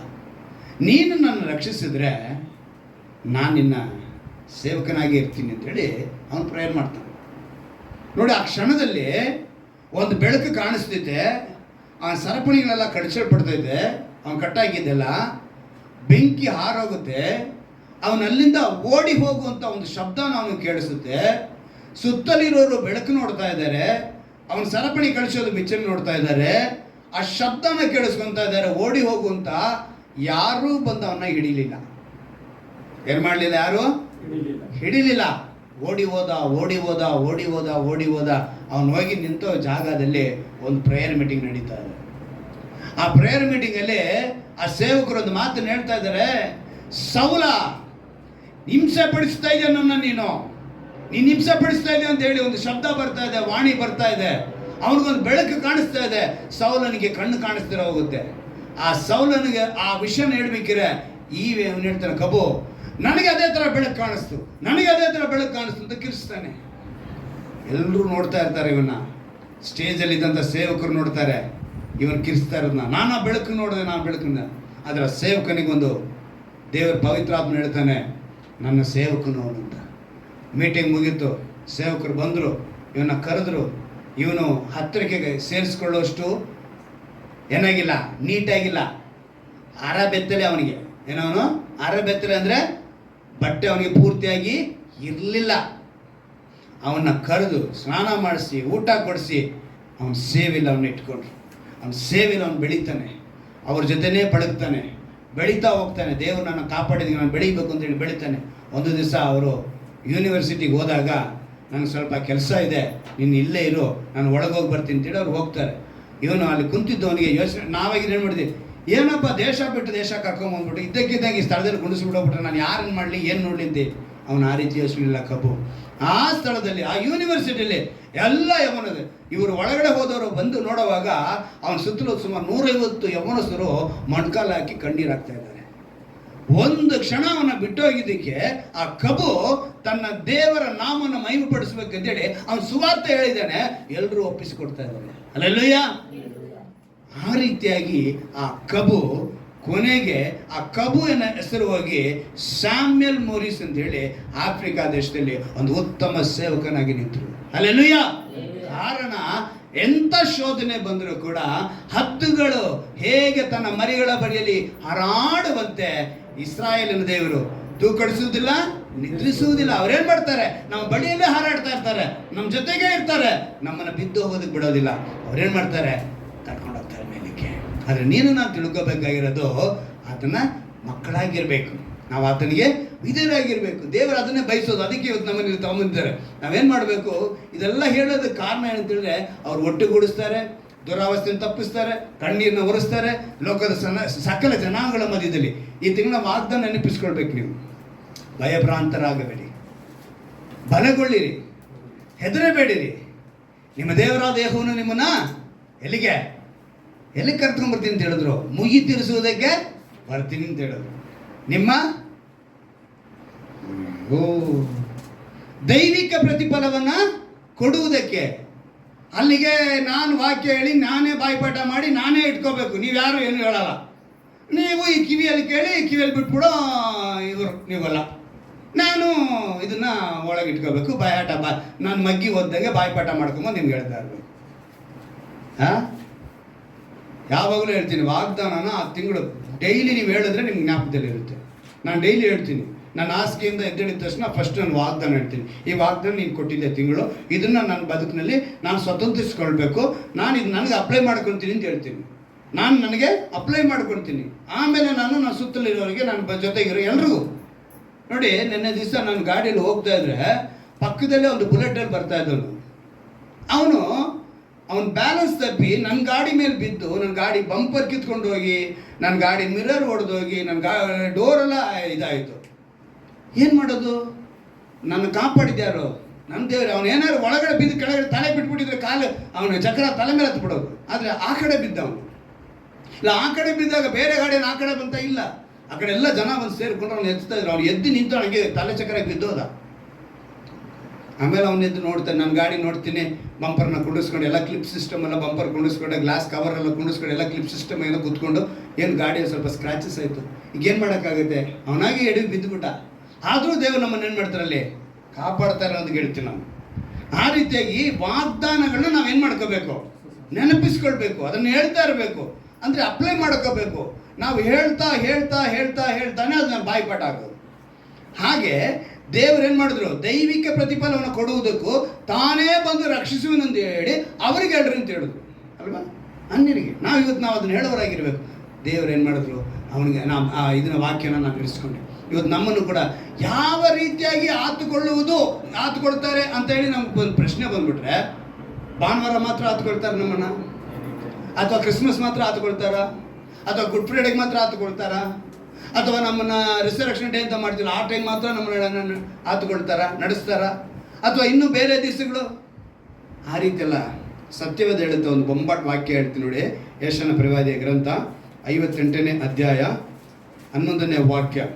ಯೆಶಾಯನ ಪ್ರವಾದಿಯ ಗ್ರಂಥ 58ನೇ ಅಧ್ಯಾಯ 11ನೇ ವಾಕ್ಯ. ಒಂದು ಅದ್ಭುತವಾದ ಮಾತಿಲ್ಲಿ ಬರೆಯಲ್ಪಟ್ಟಿದೆ. ಒಂದು ಮುಖ್ಯವಾದ ವಿಷಯಗಳನ್ನು ನಾವು ಧ್ಯಾನ ಮಾಡ್ತೀವಿ ಈ ಸಮಯದಲ್ಲಿ. ಏನಂತ ಹೇಳಲ್ಪಟ್ಟಿದೆ? ಯೆಹೋವನು ನಿಮ್ಮನ್ನು ನಿತ್ಯವೋ, ಗಮನ ಇಟ್ಕೋಬೇಕು, ನಿತ್ಯವೋ. ಏನಂತೆ? ನಿತ್ಯವೋ. ಆವಾಗ ಇಲ್ಲ ಪಾರ್ಟ್ ಟೈಮ್ ಬರ್ತೀನಿ, ಸಂಜೆ ಬರ್ತೀನಿ, ಬೆಳಗ್ಗೆ ಬರ್ತೀನಿ, ಇಲ್ಲ ರಾತ್ರಿ ಬರ್ತೀನಿ ಹೇಳಲಿಲ್ಲ ದೇವರು. ಏನಂತ ಹೇಳಿದ್ರು? ನಿತ್ಯವೋ ಅಂದ್ರೆ ಯಾವಾಗ್ಲೂ, ಎಂದೆಂದು ಅಂತ ಮುಗಿದೋಯ್ತು ಮಾತು. ನಿತ್ಯವೋ.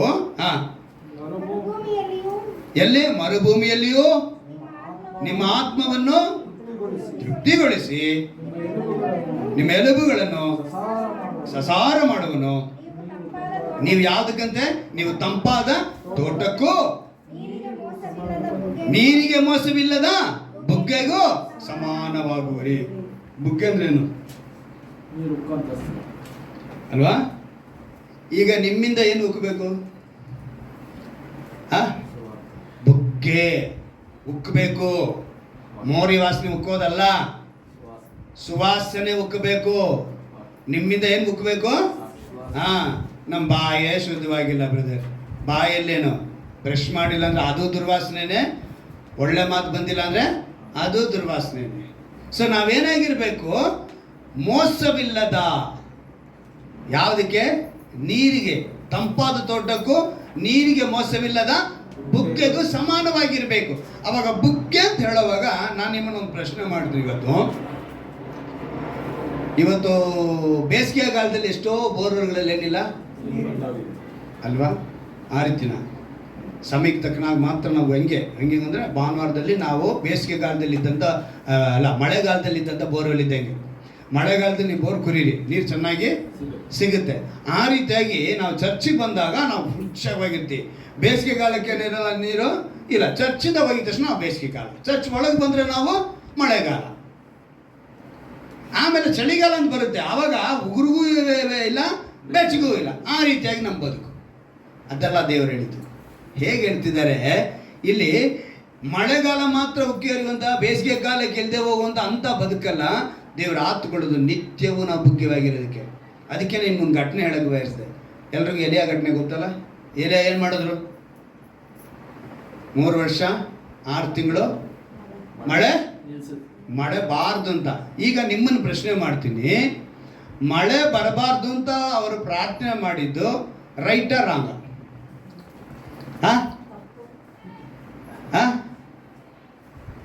ತಪ್ಪು ಅನ್ನೋರು ರೈಟ್ ಅನ್ನೋರು 2 ಗುಂಪಿದ್ದಾರೆ ಇವಾಗ. ಆದರೆ ಆ ಸಂದರ್ಭ ದೇವರು ಎಲಿಯನ ಮೂಲಕ ಮಾಡಿದ್ದಕ್ಕೆ ಕಾರಣ ಅದು ಸರಿ. ಕಾರಣ ಏನು ಅಂತ ಹೇಳಿದ್ರೆ, ಇಸ್ರಾಯೇಲ್ಯರು ಅನ್ಯರ ಜೊತೆ ಸೇರ್ಕೊಂಡು ನಮಗೆ ಮಳೆ ಬರಿಸುವುದು, ಆ ಮಳೆ ಬರಿಸುವ ದೇವರಿಗೆ ಒಂದು ಹೆಸರಿಟ್ರು. ಏನಂತ ಗೊತ್ತಾ? ಬಾಳನು. ಅವನೇ ಮಳೆ ಬರಿಸೋದು, ನಮಗೆ ಫಲ ಬೆಳೆ ಬೆಳೆಸೋದು ಅಂತ ಹೇಳಿ ನಂಬಿ ಮೊದಲನೇ ಫಲವನ್ನು ತಗೊಂಡೋಗಿ ಆ ಬಾಳನಿಗೆ ಕೊಡಬೇಕು ಅಂದಾಗ ಇವನಿಗೆ ಕೋಪ ಬಂತು. ಮುಟ್ಟಾಳ್ರ, ಮಳೆನ ಬರ್ಸೋದು ಯಾರೋ ಅಂತೇಳಿ ಅವ್ರಿಗೆ ತಿಳಿಸ್ಬೇಕು, ನಿಮಗೆ ಬೆಳೆ ಬೆಳೆಸೋದು ಯಾರನ್ನು ತಿಳಿಸ್ಬೇಕು ಅಂತ ಹೇಳಿ ಆ ಎಲಿಯ ಏನು ಮಾಡ್ತಾನೆ? ಅದನ್ನೇ ಕಟ್ ಮಾಡ್ತಾನೆ. ನಾನು ಹೇಳಿದ್ರೆ ಕೊಳಾಯಿ ಮುಚ್ಚೋಗುತ್ತೆ. ಅಲ್ಲಿ ಯಾರು ಮಾಡ್ತಾರೆ? ಲೈನು ಕ್ಲೋಸ್ ಮಾಡಿಬಿಡ್ತಾರೆ. ಈಗ ನೀರು ಬಿಡಬೇಕು ಅಂದರೆ ಏನು ಮಾಡಬೇಕು? ಟ್ಯಾಂಕಿಂದ ನೀರು ಬರಬೇಕು ಅಂದರೆ ಅದಕ್ಕೊಬ್ಬ ಲೈನ್ ಮ್ಯಾನು ಬೇಕು. ಅವ್ನು ಬಂದು ಏನು ಮಾಡಬೇಕು? ಗೇಟ್ ವಾಲ್ ಓಪನ್ ಮಾಡಬೇಕು. ಆಮೇಲೆ ಏನು ಮಾಡಬೇಕು? ಅವ್ನು ಬಂದು ಎಲ್ಲ ಕಡೆ ವಾಲ್ಗಳನ್ನ ಓಪನ್ ಮಾಡ್ಕೊಂಬರ್ಬೇಕು. ಹಾಗೆ ನನ್ನ ದೇವ್ರು ಟ್ಯಾಂಕ್ ಇಟ್ಟಿದ್ದಾರೆ, ನಾನು ಕ್ಲೋಸ್ ಮಾಡ್ತೀನಿ ನೋಡ್ರಿ ಅಂತೇಳಿ ಕ್ಲೋಸ್ ಮಾಡಿಸ್ಬಿಟ್ಟು ಹೇಳಿಸ್ಬಿಟ್ಟು ಹೇಳ್ದ, ಯಜಮಾನ ಯಾರು ನಮ್ಮ ಭಾಷೆಯಲ್ಲಿ ಹೇಳ್ಕೊತೀನಿ, ನಾನು ಹೇಳೋವರೆಗೂ ನೀರು ಬಿಡಂಗಿಲ್ಲಪ್ಪ, ಅರ್ಥ ಆಯ್ತಾ ಅಂತೇಳಿ ಆ ರೀತಿಯಾಗಿ ಲೆಕ್ಕ ಮಾಡ್ದ, ಲಾಕ್ ಮಾಡ್ದ. ಆ ರೀತಿ ಅವ್ನು ಮಾಡಿದ್ದಕ್ಕೆ ದೇವ್ರೇನು ಮಾಡಿದ್ರು? ನಿಜವಾಗ್ನ ಅಂದರೆ ಇವತ್ತು ನಾವು ತಿಳ್ಕೊಬೇಕು. ಸರಿ, ಅವನು ಅಷ್ಟು ಮಾಡಿದ್ನಲ್ಲ, ಕೆರಿ ತಳ್ಳಕ್ಕೆ ಹೋಗಿ ನೀನು ಕೂತ್ಕೊಂತ ಹೇಳಿದ್ರು ಅವನಿಗೆ. ಎಲ್ಲಿ? ಇದನ್ನ ತೆಲುಗುನಲ್ಲಿ ಏನಂತ ಬರೆದಿದೆ? ಕೆರಿತ್ ವಾಗು ಅಂತ ಬರೆಯಲ್ಪಟ್ಟಿದೆ. ಏನಂತ ಬರೆಯಲ್ಪಟ್ಟಿದೆ? ಕೆರಿತ್ ವಾಗು. ವಾಗು ಅಂದ್ರೆ ಏನು ಗೊತ್ತಾ? ಬುಗ್ಗೆ. ನಮ್ದ್ರಲ್ಲಿ ಕೆರಿತ್ ಹಳ್ಳ. ಅಲ್ಲೋಗಿರೋ ಇವಾಗ ಮಳೆ ಬರಲಿಲ್ಲ ಅಂದರೆ ಆಹಾರ ಯಾರಿಗೂ ಬೆಳೆ ಇಲ್ಲ. ಸೊ ಇವನಿಗೇನಾಗಬೇಕು? ಅವಾಗ ಇವನು ಕೇಳಿರ್ತಾನೆ, ಏನು ದೇವ್ರೆ ಈಗ ಮಳೆ ಬರಲ್ಲ ಅಂತ ನಾನು ದೊಡ್ಡದಾಗಿ ಹೇಳ್ಬಿಟ್ಟಿದ್ದೀನಿ, ಇವಾಗ ನನಗೆ ಆಹಾರ ಹೆಂಗೆ? ದೇವ್ರಾಗ ಹೇಳ್ತಾರೆ, ನಾನೇನು ಕೊಡ್ತೀನಪ್ಪ ಊಟ. ಏನು ದೇವ್ರೆ, ಝೊಮ್ಯಾಟೊ ಸ್ವಿಗ್ಗಿಗೆಲ್ಲ ಏನಾರು ಆರ್ಡರ್ ಮಾಡಿದ್ಯಾ ನನಗೆ ಅಲ್ವಾ? ಈಗ ಮೊಬೈಲಲ್ಲಿ ಒತ್ತಿದ್ರೆ ಝೊಮ್ಯಾಟೊ ಸ್ವಿಗ್ಗಿ ಏನಾಯ್ತು ನಮಗೆ? ಇಮಿಡಿಯೇಟ್ ಒಂದು 10-15 ನಿಮಿಷಕ್ಕೆ ಚಿಕನ್ ಬಿರಿಯಾನಿ, ಮಟನ್ ಬಿರಿಯಾನಿ ಎಲ್ಲಿ ಬೇಕಾದ್ರೂ ಸಿಗುತ್ತೆ. ಅವ್ನು ತೊಗೊಂಬರ್ತಾನೆ. ಬರ್ತಿದ್ದಾಗ ವಾಸನೆ ಮೂಗ್ನಲ್ಲಿ ಹೋಗ್ತಾ ಇರುತ್ತೆ. ಅವನಿಗೆ ಎತ್ಕೊಂಡಿದ್ದೆ ಒಂದು ಕಡೆ ಕೂತ್ಕೊಂಡು ಚೆನ್ನಾಗಿ ತಿನ್ಬಿಟ್ಟು ತೊಗೊಂಬಂದು ಏನು ಟೇಸ್ಟಿ ಫುಡ್ ಅಂತಾನೆ. ಯಾಕೆ ಹೇಳು? ಮೊದಲೇ ಅವ್ನು ತಿನ್ಬಿಟ್ನಲ್ಲ. ಯಾರು ಬಂದಿಲ್ಲ? ಪೇಪರ್ನಲ್ಲಿ ಟಿವಿನೆಲ್ಲ ತೋರಿಸಿದ್ರು. ಒಬ್ಬ ಝೊಮ್ಯಾಟೊದನ್ನು ಏನು ಮಾಡಿದಂತೆ? ಬಿರಿಯಾನಿನ ಆರಾಮಾಗಿ ತಿನ್ಬಿಟ್ಟು ತೊಗೊಂಡು ಬಂದು ಏನು ಮಾಡಿದಂತೆ? ಮತ್ತೆ ರಿಟರ್ನ್ ಪಾರ್ಸಲ್ ಕೊಟ್ಟ. ಅಂದರೆ ಸ್ವಲ್ಪ ತಿಂದ್ಬಿಟ್ಟು ಸ್ವಲ್ಪ ತೊಗೊಂಬಂದು ಕೊಡುವಾಗ ಏನು ಹೇಳ್ತಾನೆ? ತುಂಬ ಟೇಸ್ಟ್ ಇತ್ತು. ಕಾರಣ ಏನು? ಅವ್ನು ಟೇಸ್ಟು ನೋಡಿದ್ದ. ಆ ರೀತಿ ಅಲ್ಲ. ಇವತ್ತು ದೇವರು ಅವ್ನಿಗೆ ಏನು ಮಾಡಿದ್ರು ಗೊತ್ತಾ? ನಾನು ಹೇಳಿದ್ದೀನಪ್ಪ, ನನ್ನ ಸರ್ವೆಂಟ್ಸ್ಗಳಿದ್ದಾರೆ, ಯಾರು ಕಾಗೆಗಳು, ಕಾಗೆ ಅಲ್ಲ, ಏನಂತೆ ಕಾಗೆಗಳು ಕಿತ್ಕೊಂಡು ತಿನ್ನುವವು. ಕಥೆನೇ ಹೇಳ್ತೀವಿ, ಒಡೆನೂ ಕಿತ್ಕೊಂಡು ಹೋಗೋ ಕಥೆ ಎಲ್ಲ ನಾವು ಇಷ್ಟು ಹೇಳಿರ್ತೀವಿ. ಆ ಕಾಗೆ ಏನು ಮಾಡ್ತದೋ ತಗೊಂಬಂದು ಕೊಡ್ತು ಅಲ್ವಾ, ರೊಟ್ಟಿನೂ ಕೊಡ್ತು, ಮಾಂಸನೂ ಕೊಡ್ತು. ಅಂದರೆ ದೇವರ ಮಾತಿಗೆ ಯಾವುದು ವಿಧೇಯಾಗಿದೆ? ಕಾಗೆ ವಿಧೇಯತಾಗಿದೆ. ದೇವರ ವಾಕ್ಯವು, ದೇವರು ನನ್ನ ಆತುಕೊಂಡಿದ್ದಾನೆ ಅದು ನಂಬ್ತಾ ಇದೆ, ಆದರೆ ಮನುಷ್ಯ ನಂಬ್ತಾ ಇಲ್ಲ. ಒಂದು ಕಡೆ ಒಂದು ಸಭೆ ನಡೆಸ್ತಾ ಇರೋರು ಅವ್ರು ಹೇಳಿದ್ರಂತೆ, ಈ ಪಕ್ಕದಲ್ಲಿ ಒಂದು ಬಾರ್ ಓಪನ್ ಆಗಿತ್ತು. ಅವರು ಹೇಳಿದ್ರಂತೆ, ನೀವು ಇಲ್ಲಿ ಬಾರ್ ನಡೆಸಬಾರ್ದು, ನಾವಿಲ್ಲಿ ಸಭೆ ನಡೆಸ್ತೀವಿ. ಅವರು ಅದಕ್ಕೆ ರೋಪ್ ಹಾಕಿ ಕಳಿಸ್ಬಿಟ್ರು. ಇವ್ರು ಬಂದರು, ಚೆನ್ನಾಗಿ ಪ್ರೇಯರ್ ಮಾಡಿದ್ರು. ಪ್ರೇಯರ್ ಮಾಡಿ ಮಾರನೇ ದಿವಸಕ್ಕೇನೆ ಒಂದು ದೊಡ್ಡ ಮಳೆ ಬಂದು ಶೆಡ್ಡೆಲ್ಲ ಕಿತ್ಕೊಂಡು ಹೋಗಿ ಏನಿಲ್ದಂಗೆ ಆಗೋಯ್ತು. ಅವ್ರೇನು ಮಾಡಿದ್ರು, ಒಂದು 50-60 ಜನ ಸೇರ್ಕೊಂಡು ಸೀದಾ ಚರ್ಚ್ ಹತ್ರ ಬಂದರು. ನೀವು ಪ್ರೇಯರ್ ಮಾಡಿದ್ದಕ್ಕೆ ನಮ್ಮ ಬಾರ್ ಏನಾಗೋಯ್ತು, ಕೊಚ್ಕೊಂಡು ಹೋಯ್ತು ಅಂದರೆ. ಅದಕ್ಕೆ ಇವ್ರು ಅಯ್ಯೋ ಅಯ್ಯೋ ನಮಗೆಲ್ಲ ಆ ಥರ ಶಕ್ತಿ ಇಲ್ಲ, ನಾವು ಆ ರೀತಿ ಎಲ್ಲ ಪ್ರೇಯರ್ ಮಾಡಲಿಲ್ಲ ಅಂತೇಳಿ ಹೇಳಿದ್ರಂತೆ ವಿಶ್ವಾಸಿಗಳು. ಆದರೆ ಅವನೇನು ಹೇಳ್ತಿದ್ದಾನೆ, ನಿಮ್ಮ ಪ್ರೇಯರ್ಗೆ ಅವನಿಗಿರೋ ನಂಬಿಕೆ ವಿಶ್ವಾಸಿಗಳಾಗಿರೋ ಇವ್ರಿಗೆ ಬರಲಿಲ್ಲ. ಇವತ್ತು ನಮ್ಮ ಪರಿಸ್ಥಿತಿಗಳು ಹಂಗೆ ಆಗ್ಬಿಟ್ಟೈತೆ. ವಿಶ್ವಾಸಿಗಳು ನಂಬಿಕೆಯಲ್ಲಿ ಇರಬೇಕು, ಅದಕ್ಕೇ ಕಾಗೆಯಿಂದ ದೇವ್ರ ಪೋಷಣೆ ಮಾಡೋದು. ಅಷ್ಟು ಮಾತ್ರಕ್ಕೆ ಬಿಡ್ರ, ಇದೇ ರೀತಿ ಕ್ರೈಸ್ತರನ್ನು ಹೇಳಿಕೊಂಡು ಅನೇಕರು ಬದುಕ್ತಾ ಇದ್ದಾರೆ. ಏನಂತೆ ಆಚಾರ ಪದ್ಧತಿನ ಬಿಡ್ತಾ ಇಲ್ಲ ಇನ್ನೂ ಅವರು. ಅಂದರೆ ಇಸ್ರಾಯೇಲರು ಅವ್ರು ನಂಬಿದ್ದು ಏನಂತೇಳಿ ಬಾಳನನ್ನ, ಆವಾಗಲೇ ಅವ್ರ ದೇವರು.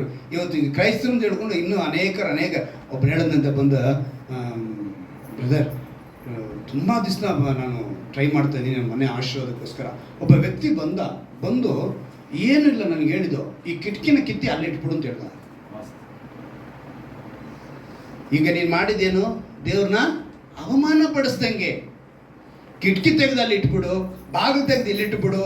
ತುಂಬ ಕಡೆ ಇದನ್ನು ಮಾಡಿದ್ದಾರೆ. ಬಿಲ್ಡಿಂಗ್ ಹೊಡೆದಾಕಿದ್ದಾರೆ. ನಮ್ಮ ಮೇರದಲ್ಲಿ ಎನ್ಆರಲ್ಲಿ ಹೊಟ್ಟಿರೋ ಒಂದು ಮನೆನ ಹೊಡೆದಾಕಿ ಇವಾಗ ಮನೆ ಕಟ್ಟೋದು. ಆ ಒಂದು ಜೂಬ್ಲಿ ಸ್ಕೂಲ್ ಮುಂದೆ ಒಂದು ಮನೆ ಕಟ್ಟಿದ್ದಾರೆ, ಅದು ಒಳ್ಳೆ ಮನೆ ಇತ್ತು. ಆ ಮನೆನ ಹೊಡೆದಾಕಿ ಬೇರೆ ಮನೆ ಕಟ್ಟೋದು, ಕೋಟಿಗಟ್ಟಲೆ. ಕಾರಣ ಏನು? ಈ ಥರ ನಂಬಿಕೆ. ಕ್ರೈಸ್ತರೊಂದು ಹೇಳ್ಕೊಂಡು ಆ ನಂಬಿಕೆ ನಮಗಿರಬಾರ್ದು. ನಮ್ಮ ನಂಬಿಕೆ ಬೇರೆ ಆಗಿರಬೇಕು. ಇದುವರೆಗೂ ನೋಡಿ ನಾವೇನೆಲ್ಲ ಯೋಚನೆ, ಅದಕ್ಕೆ ಲೋಕದಲ್ಲಿ ಬರಗಾಲ ಬಂದಾಗ ಎಲಿಯನ್ನು ಹೇಳಿದ್ದು ಅಂದರೆ ಕಾಗೆ ಪೋಷಿಸಿದ್ದು ಎಲ್ಲವನ್ನ ತಿಳ್ಕೊಂಡ್ವಿ. ನಾವು ತಿಳ್ಕೋಬೇಕು, ದೇವರು ಎಂಥ ಸಮಯದಲ್ಲಿ ಕೂಡ ನಮ್ಮನ್ನು ಬೆಳೆಸೋರಾಗಿರ್ತಾರೆ. ಇನ್ನೊಂದು ವಿಷಯ ನಿಮ್ಗೆ ಹೇಳ್ತೀನಿ, ಯೋನ ಬಗ್ಗೆ ಗೊತ್ತಲ್ಲ. ಯೋನ ದೇವ್ರ ದಾರಿ ಬಿಟ್ಟು ಹೋದ, ಹೇಳಿದ ಜಾಗ ಬಿಟ್ಟು ಹೋದ. ದೇವ್ರು ಏನು ಮಾಡಿದ್ರು? ಮೀನಿಗೆ ಹೇಳಿದ್ರು. ಮೀನೇನು ಮಾಡ್ತು? ವಿಧೇಯ ಆಯ್ತಾ ಇಲ್ವಾ? ಅದನ್ನು ಗಮನಿಸ್ಬೇಕು. ಗೊತ್ತಾ, 3 ದಿವಸ ದೇವ್ರ ಮಾತಿಗೆ ವಿಧೇಯದಂತ ಇದು ಮೀನು ತಿಂದಿಲ್ಲ, ಉಪವಾಸ. ಅದೇನಾದ್ರು ಹೊಟ್ಟೆ ಹಸಿತಾ ಇದೆ ಅಂತೇಳಿ ಯಾವ್ದಾನ ಸಣ್ಣ ಮೀನುಗಳು ತಿಂದಿದ್ರೆ ಅದು ಜೀರ್ಣ ಆಗೋವಾಗ ಇವನೇನಾಗ್ತಿದ್ದ? ಯೋನ ಜೀರ್ಣ ಆಗೋಗ್ತಿದ್ದ. ಆದರೆ ದೇವರಿಗೋಸ್ಕರ 3 ದಿವಸ ಮೀನೇನು ಮಾಡ್ತು? ಉಪವಾಸ ಮಾಡುತ್ತೆ. ಆದರೆ ನೀನು ನಾನು ಉಪವಾಸ ಇಡು ಅಂತ ಹೇಳ್ತಾ ಇಲ್ಲ, ಮಾತು ಕೇಳ್ತಾ ಇಲ್ಲ. ಅವ್ರ ಮಾತಿಗೆ ವಿಧೇಯ ಇರ್ತೀರ. ಇಷ್ಟಕ್ಕೆ ಯಾಕೆ?